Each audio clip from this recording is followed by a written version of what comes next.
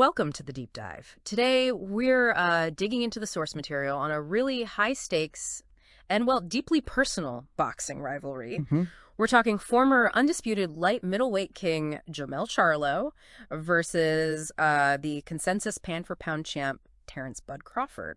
Let's unpack this one. Yeah, our mission here is to figure out why Charlo is suddenly, calling Crawford out so aggressively now. Right.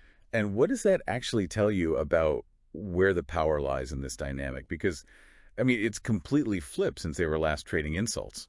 It really has. And Charlo's recent callouts, they're absolutely being seen as like a legacy salvage operation. Yeah, you kind of have to see it that way. You've got to remember that really one-sided loss he took against Canelo Alvarez, September 2023. Oh, yeah.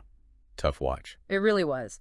The performance itself was just widely slammed for being passive, almost like he was just trying to survive.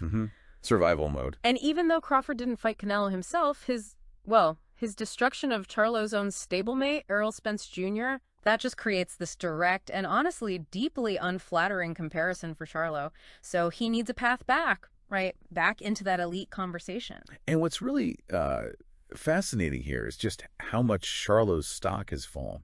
This used to feel like a clash of equals, more or less. Right, a real showdown. But now, Charlo's basically trying to buy his way back into the mix. He's out there demanding an extra $10 million for the purse. Wow. $10 million extra. Yeah, framing it less like a challenge between peers and more like a business deal he needs sweetened. And what does that signal? About his own confidence, or maybe how he thinks the public sees him now? Because it's a massive shift from, 2022? Exactly. When he was just contemptuously telling Crawford, sit your ass down at 147. Yeah, night and day. Now, Crawford, he's undisputed in 3 divisions, 140, 147, jumped up to 168.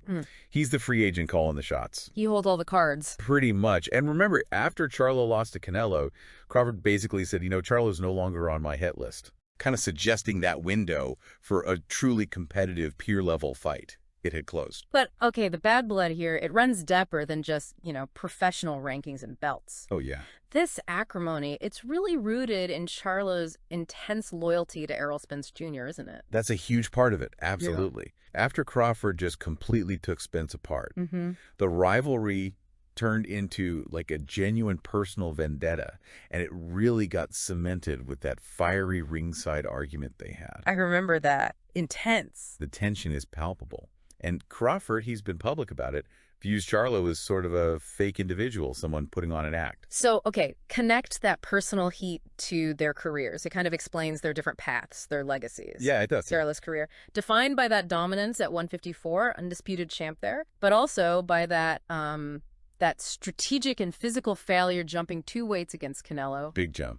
Too big, maybe. Whereas Crawford's legacy, it's all about that methodical multi-divisional conquest. Just climbing weight classes, 5 of them taking titles, ruthless precision. And the styles clash is potentially brilliant tactically. Charlo, he's the system fighter, right? Textbook, yeah. Powerful jab, that big left hook. Relies on establishing his rhythm, his distance. Crawford, on the other hand, he's the adaptive problem solver. Probably the highest ring IQ in boxing today.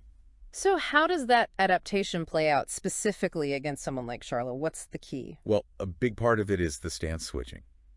Ambidextrous. Right. Charlo's orthodox, relies heavily on that jab, setting everything up. When Crawford switches southpaw, it messes everything up for Charlo. Instantly changes the angles, the timing. Exactly. Forces a reset. It neutralizes Charlo's main weapon, potentially turns that jab into a target.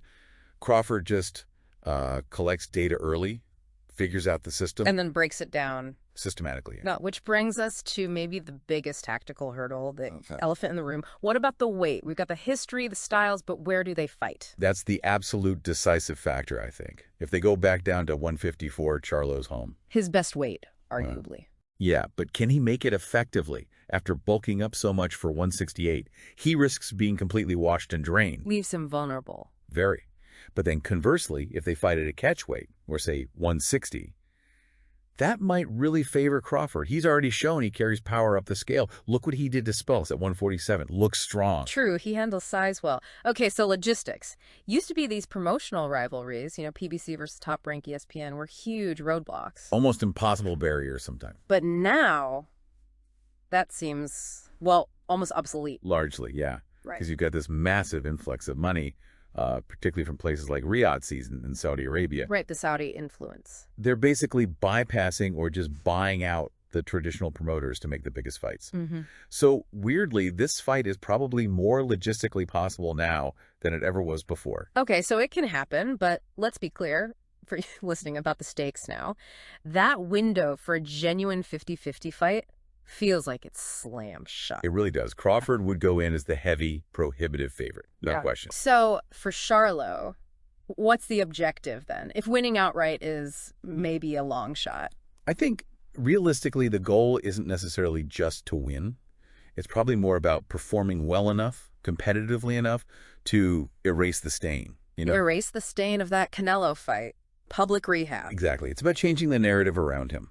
So you need to ask yourself, what does a moral victory even look like here? Yeah. When the actual professional gap seems to have gotten so wide, can one good performance, even in a loss, really salvage a legacy? Something to think about.